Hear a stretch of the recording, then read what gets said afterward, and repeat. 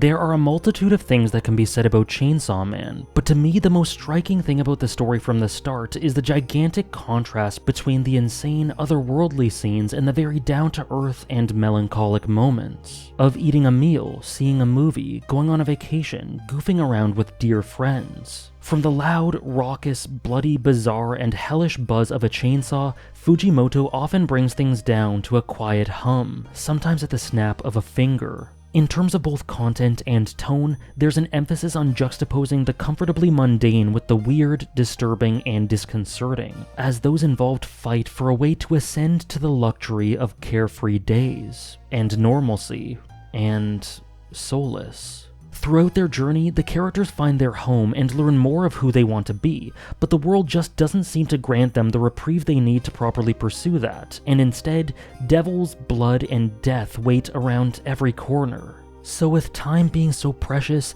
every beautifully regular moment feels special, because both we as the audience and the characters themselves know that it is ephemeral. And this is what helps the story to be so bold, with that huge contrast making the quiet reflection feel more soulful and contemplative than ever, and allowing the loud and devastating and weird to be as loud and devastating and weird as it can be. And all of this is emphasized by some excellent sound design. Kensuke Ushio's marvelous soundtrack conveys this discrepancy, being very soothing and vibey in those normal moments, and distorted in the jarring transitions and bizarre and dark scenes as it moves into the bombastic portions and settles with an uncomfortable low whir afterwards. It is this story in a nutshell, loud and insane and explosive, but simultaneously quiet and mellow and sentimental, each side accentuated by the other.